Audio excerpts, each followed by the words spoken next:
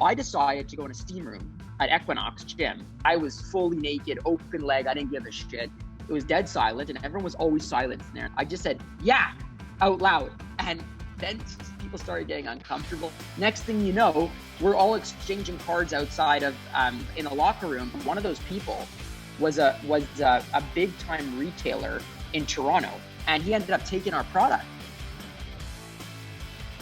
Hello and welcome back to another episode of the Dan Anderson Podcast. I, of course, am Dan, and this is a podcast about sharing the stories and lessons learned from successful entrepreneurs.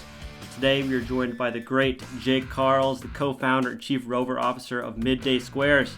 Jake, great to have you, man. How are you? Dude, I'm pumped about this. You know, I had a crazy morning, but I'm pumped about this. This kind of stuff excites me. So I'm glad you reached out, because we're gonna get some cool information out. And I think that you're gonna get some different stuff that is untraditional and kind of like, you know, I guess a bit controversial, you know. So yeah. I'm excited about this. How are you doing? I'm doing awesome. I appreciate it. But Jake, before we get started, just wanted to give you a quick kind of plug. Obviously, I've watched a bunch of the podcasts that you and the team have created, and you know, I love the brand, I love the energy. So really excited about this conversation. Dude, I'm fired up. Let's get this going and let's get the energy out there, you know? Awesome. So let's talk about the company. You know, for those who don't know, what is MidDay Squares and what is it that makes you guys different from, you know, other competitors that are out there? So there's a couple of things. First off, I like to explain MidDay Squares in this easy format.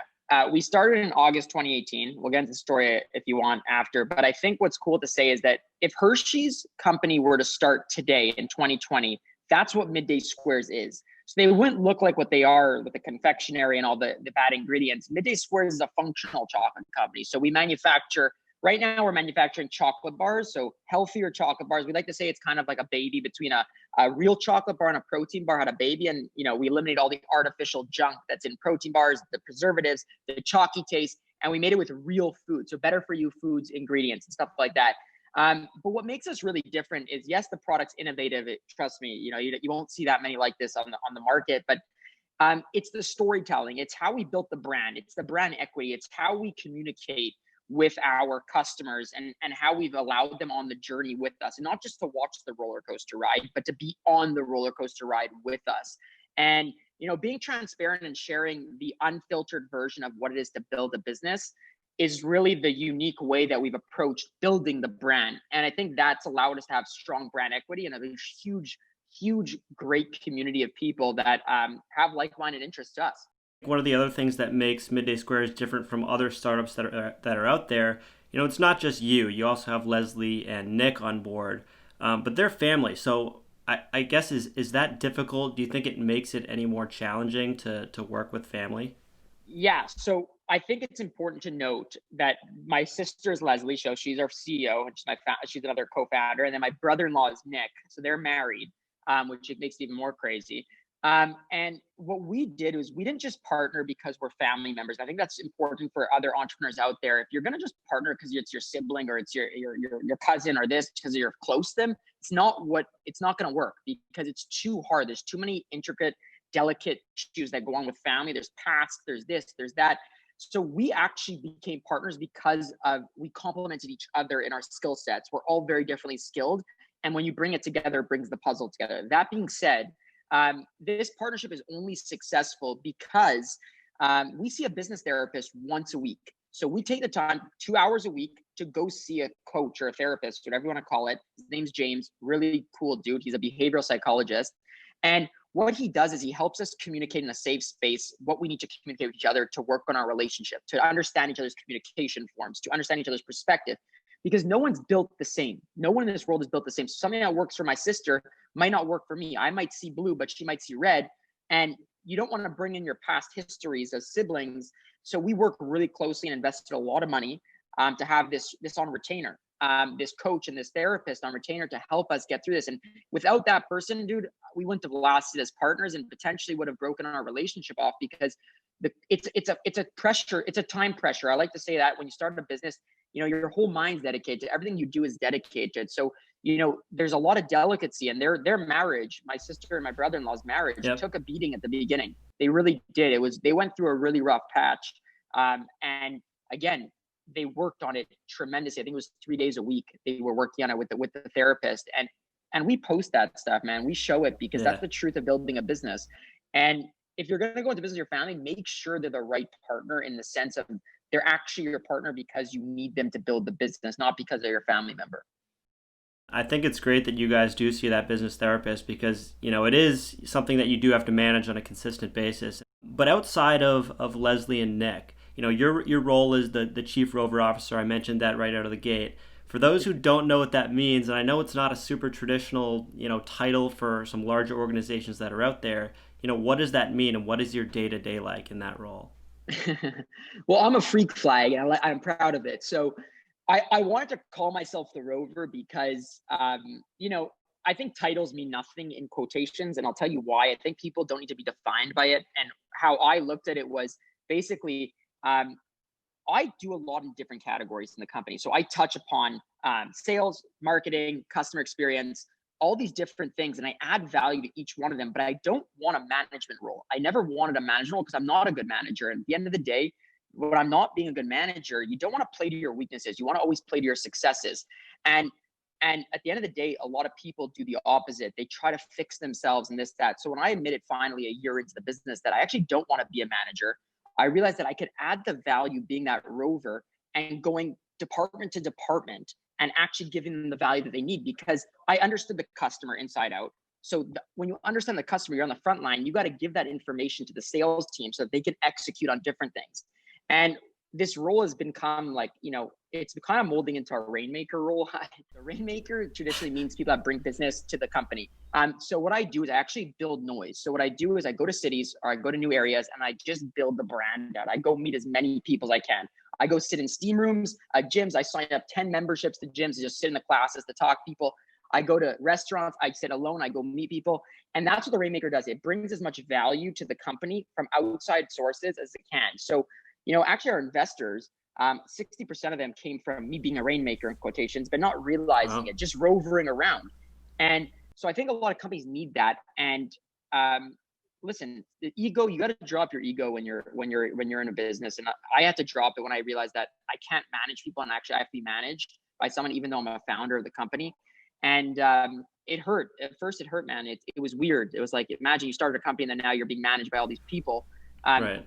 But you're the shareholder of the company. And I think that's something that a lot of founders don't want to admit. They don't want to drop that ego side, Yeah. Yeah, no, that's a good point, because I think one of the things I've thought about, and I'm very interested in entrepreneurship, very interested in business.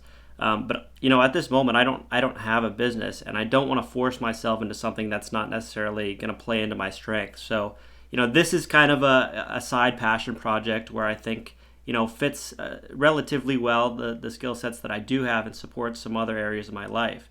But we'll talk about your strengths a little bit more, because that's, I think, a really important part of not only business but life, right? It's not necessarily about just making money, but it's about being happy, and I think that's a big important part of this conversation. But I want to talk a little bit about why you were hesitant to join MidDay Squares in the beginning, because you did mention you were relatively familiar with some of the protein products from lifting and all that. What was your initial hesitation, and what kind of put you over the edge to want to join? So I was in a weird state. I was running around before MidDay Squares, basically throwing college parties on college campuses across Canada, and then selling clothing. So I was having a time of my life being a kid. And I wasn't good at running the business. I was good at making the noise and building the brand and getting people excited and feel something about it, but the operation of the business was just failing. The accounting, the actual manufacturing of the clothing, I didn't know what the hell I was doing. So I was losing more money, but I was having a time of life, and I was becoming very popular in the college scene because the brand was becoming attractive. That being said, I would go to my brother-in-law, he's a software engineer, he's my partner, Nick, and I would go to him for advice on how to build the operation of the business. And he'd always tell me, do this, do that, do that. But it wouldn't register in my head because it was my weakness, and I was doing everything myself. And the problem with that was I was running in a hamster wheel. And then when that came to an end in July 2018, my brother-in-law and my sister when they started this business, they wanted someone to go make the noise in the company. They wanted someone that would bring the brand and explode it. And they had the manufacturing down, they had the operations down, they had the structure, the engine of the business running. They just didn't have that noise that needed to come. And they approached me before July. They actually approached me in May 2018, and they said to me, "Do you want to join this chocolate company?" And I was like, "What the hell do you mean chocolate? Like chocolate? Like that's not fun. I'm a candy guy. I don't even love chocolate." Yeah. And they're like, it's chocolate protein. I'm like, dude, you need to go look at the grocery aisle and go look at the 20 feet and 1,000 types of bars out there that you're just going to be another one on the shelf. And they're like, no. They tried to convince me. And I said, no. Finally, I realized that I was at a point in my life where you come to a fork in the road and you kind of question yourself. You kind of doubt yourself a little bit. And I was doubting myself. I was recently dumped by my ex-girlfriend at the time. In July 2018, and I had nothing going for me. I didn't want to go back to college campuses and throw parties, live on fraternity couches. It just wasn't. I was 25 years old. I was like, dude, this isn't for me anymore, and I had nothing to do. And all I had was that opportunity from Nick and Leslie, which was like, join the company, be our third founder, and just do what you got to do. Be you, Jake. Just do you. And I was like, what does that even mean? Do me? What kind of job is that? And I finally realized, I was like, you know what? I'm going to join this and for the sake of joining, because I'm not in a good place mentally. I was just like, I didn't know what to do with my life, right? And I joined, and I didn't love chocolate. Keep this in mind. It's important to know this. I didn't love what I was doing, but I loved the people I was with. And I believed in them too as entrepreneurs. So when I partnered with them, I was like, you know what, I'll give it a shot. And if it works, it works. If it doesn't, it doesn't. And guess what? Over those 6 months that when we started, the first 6 months, I started to fall in love with the food industry. I started to fall in love with it, and things started coming together. So I don't think every entrepreneur has to love at first what they're going to do. I think they have to be open-minded to at least getting there and giving it your all. So I went in full throttle. I didn't just say, oh, I'm just going to do this for the sake of doing it. I said I was going to do it for the sake of doing it, but I'm going to give it my all. And that's where I identified and I experimented, and I found out that I actually love this business. And it wasn't just another chocolate protein bar. And we were doing something special, and we still are. And like I said, our goal is to build the Nike of food. What was one of the first things that you did when you joined the company? Because I know you briefly touched on the saunas, and I know there's a story there. Yeah, dude, I'll get into that story. I'm more than happy to get into that story. But when I first joined, the first thing I said to them, I said to my partners, I said, guys, if I'm coming on board, we are going to film everything, and we are going to show everything, because I knew with my other brand that I was running around college campuses, people like to be on camera. They like to see things that were happening. And my brother-in-law and my sister were like, but we're introverted people. Like, we don't want to be on camera. I'm like, guys, we have to show everything. And I mean everything, unfiltered, crying, successes, failures, bad, good, ugly, the whole 9 yards. That's the only way we're going to be able to blow this up. And guess what? Right now, to date, we have 17,500 videos on our Google Drive of the document of the story. Yeah, of the story. And then basically, also, I like to say, get comfortable with being uncomfortable. And this is where it leads to the story that you were just telling me about, is the sauna. Was when I came to a new city, we were launching Toronto, the network in Toronto. We basically started in Montreal, which is not far from you, actually. And when we were launching a new city, I knew people, but I didn't know a lot of people. And I was kind of shy, and I was like, you got to get out there. There has to be you have to be different, and you have to network. And networking isn't the cheesy way of like going to like an event and like awkwardly having a name tag and saying, hey, how are you? I'm Jake. I decided to go in a steam room at Equinox Gym, and there was 8 men. I think there was 8 or 10. I can't remember the exact amount of men that were in there. And I was fully naked, open leg. I didn't give a shit. And I was just like, everyone's so peaceful in here, and like no one knows each other, and like it's a perfect opportunity to meet people. So what I did was I just said, it was dead silent, and everyone was always silent in there. And I just said, yeah, out loud. And then people started getting uncomfortable, and it was cringe. But then somebody started talking, and then I started talking, and we started talking about business. Next thing you know, we're all exchanging cards outside of in the locker room. And believe it or not, one of those people was a big time retailer in Toronto it's a grocery store, and he ended up taking our product. And I was just like, holy shit, if you just genuinely be yourself, because that was me. I'm that type of person to be annoying in the steam room or annoying here. You never know what can come, but when you are yourself, you're your best version. Anyways, that sauna thing taught me a lesson that at the end of the day, go and just do you. And when you do it in every environment, things happen, magic's made. Whether it's good or bad magic, at least it's one or the other and not in the middle, So I always just say, that's why Nick and Leslie asked me to come on board, was to be me. And I recommend that to everyone out there. If you're not going to be authentic to who you are, you're going to have a hard time penetrating or falling in love or even winning or losing, failing, like Right. failing quickly. You'd rather fail quickly than slow death, you know? So Yeah. I think that's a big thing for entrepreneurs. I've received when I bought I think it was the almond crunch and the fudge. You guys gave me a handwritten note with your picture on it, and then obviously we communicated on LinkedIn as well. But on that front, I mean, how much time are you actually spending with customers outside of like networking, like you're doing, like guerrilla networking, I guess you could say? Yeah, dude, customers are everything. And you know who has the same model in terms of customer experience that focuses really much is Amazon. Amazon's sole duty, I think, revolves their whole company flywheel revolves on the customers. So what I did was when we started this company and we started hiring people to do the roles of customer experience, I said, guys, it's not even a department customer experience. It's a mindset throughout the whole company. We are not going to automate it. We are going to scale it downwards and personalize as much as possible. Because when someone buys a product, I want them to feel like they're buying it from Jake, Nicolez, or the team, not from, oh, I'm buying a chocolate bar and they get a chocolate bar. When they feel like they're buying it from someone that is their neighbor or their friend or someone they know, is a lot more passion and a lot more opportunity for word to mouth to spread. So when people buy our products, I give them the full capacity of what it is to be human and not robotic. And I think a lot of companies forget this is you don't need to copy paste emails. You don't need to copy paste text messages. You don't need to copy paste messages.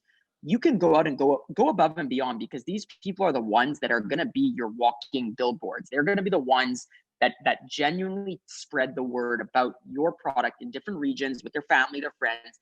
And I always tell my team, I said, guys, make it so that this customer wants to go to their dinner table at night with their family and just talk about MidDay Squares, but not about the product, about the experience in the company behind it, the culture, the storytelling, the whole 9 yards of how we treat them.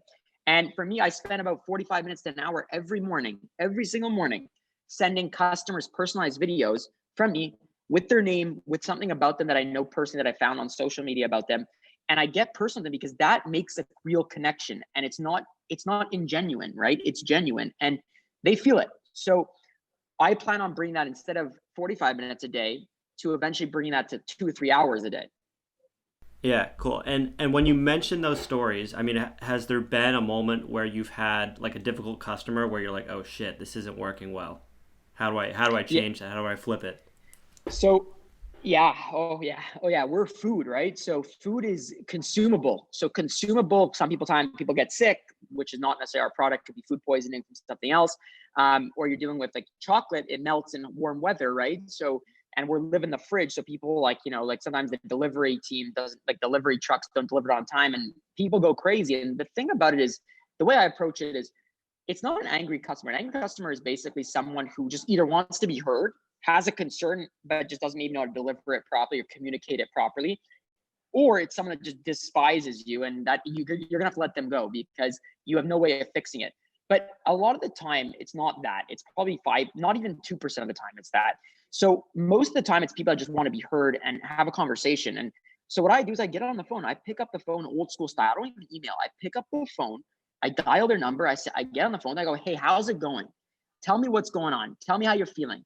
And they just speak. Sometimes it can be for 30 minutes. Sometimes it be an hour. Sometimes it's 2 minutes. But we get into conversations about their kids after. We get into conversations about this, about that, school. And that's how you should be treating customer experience. It's about real relationship building. It goes back to our core value. Our second core value, is customer obsession.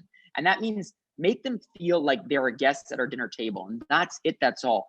And we don't tolerate hate speech or, rudeness or anything like that. Like, trust me, I don't let anyone speak to our team like that. But those are the people that you either just need to listen to or know at the point to let go and just be like, listen, we're happy that you supported us. Here's your refund. Here's everything.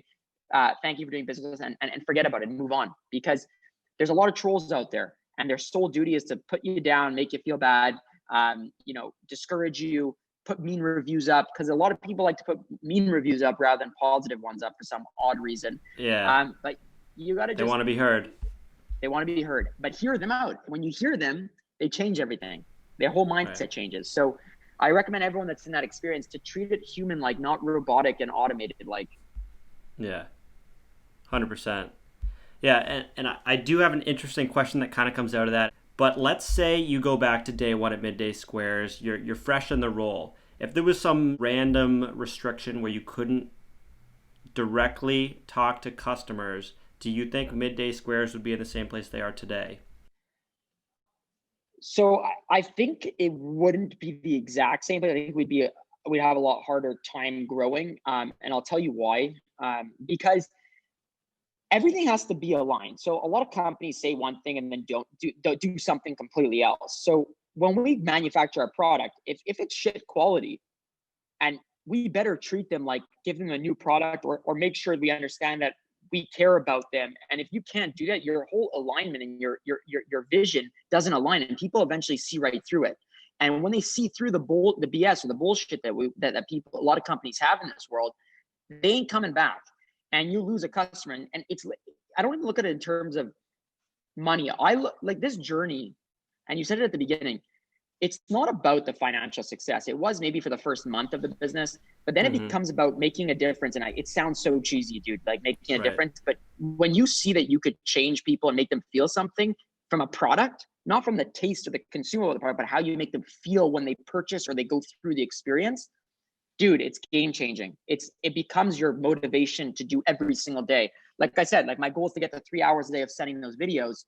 And if I wasn't able to find those types of contacts or the information to find them, I would have had to figure out another solution, drive to their homes. I don't care, snail mail, doing things like that, because at the end of the day, humans crave human attention. It's facts. Look at where we are in the world right now. People can't even see each other really.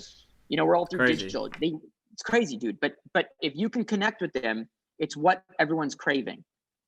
The brand, from my perspective, obviously I bought the product, I enjoy the product, I shared my experience about the product with family and friends, but it feels natural, doesn't feel forced. And I think that is in large due to your role, due to your focus with the customers. Back to your college businesses, right? You had Chase and Hunter and JK Fitness. From those experiences, was there something that you learned that's helped bring you to where you are today? And what was that thing? Yeah, dude, it's simple. Tell a story. Stop with the facts and the numbers. Tell a genuine story, and you're gonna see people are gonna. We learned storytelling at such a young age. When you got books read to you, watch cartoons, you watch all this stuff. It's been engraved in your brain for so long that you're craving it even at the corporate level, because the corporate level is consuming certain things. Your brain chooses things. It's wired a certain way to look at storytelling as a completely different way of interacting. And I think that approach it all like you're always on stage, but don't do it in a fake way. Do it to who you are. And when you do that, you'll see crazy success. Crazy. That actually reminds me, I'm not sure if you're familiar with Ben Francis, the CEO, or I believe he's the CMO of Gymshark, or straight up founder. Yeah. One of the things that's really cool about him, you see him on YouTube, and he's always posting, he's always talking about transparency. That's something that, you know, seems very similar to what you guys are trying to do as well, with all the videos, getting, you know, on social media, talking to customers. Just kind of something that clicked in my brain there. Dude, transparency and sharing it is where the future is in terms of businesses. Like I said, for me, our attention spans are so small. Like we have so many distractions in this world. When you hear a story, a lot of the time it'll pique your interest rather than hearing, oh, we sold we sold this and then it tasted like a plant protein bar, blah, blah, blah. It's not fun. What's fun is, yeah, we're a manufacturer, and we had to blood, sweat, and tears move from a condo where we were producing by hand to fully machine automated stuff that looks like Willy Wonka's chocolate factory. You got to build things that are exciting. You can't just say numbers. It just doesn't work. It's not exciting, and the brain isn't programmed like that. And on that track, that goes hand in hand with like living with your brand, being a part of your brand, and it's not this separate entity necessarily, but you're really a part of the machine that is, you know, building influence. And one of the things you talked about in the podcast was about, you know, wearing the crop tops around campus that you sold to football players. Were those legit crop tops? Like, what was that like? Dude, those crop tops were the most classic things ever. I used to wear them. It just brought good energy and spreading. It was like having a bubble gun of positivity and just spraying it all over the place. And I think that's what we do here too, is send the good vibes to it, because people love good energy. And I used to wear the crop top because it did that. It did exactly that. It made people laugh, made people smile, made that human connection that adds value to people's lives. And I think that something special about that is a lot of brands don't do that. They don't go after adding a value, whether, even if it's an emotion to humans. All they do is sell product benefits, which doesn't make sense to me.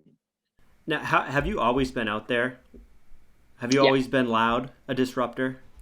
Yeah. So I was always loud and always that guy that I wanted to be with people, because people actually energize me at all times. And I Yeah. think that's like my drug of life is people. And COVID has been a very hard time for me.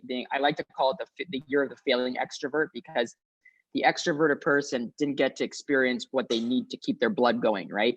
And it was hard. I went through ups and downs, hit rock bottom, because I couldn't physically see the people. I couldn't go hang. I couldn't go do my things that I was doing. At one point, I was running these dances in corporate companies, big companies like the big banks and stuff like that were calling me and paying me to come and do a 5-minute pump up dance, because they saw me do it on social media, to fire up their energy in their corporate office, and had nothing to do with MidDay Squares. But then I brought it back by saying it actually does, because we're all about spreading good vibes. And that was a way to connect with people at a deeper level. I used to go into offices and do the YMCA, bro, in all the corporate suits, the dresses, everything.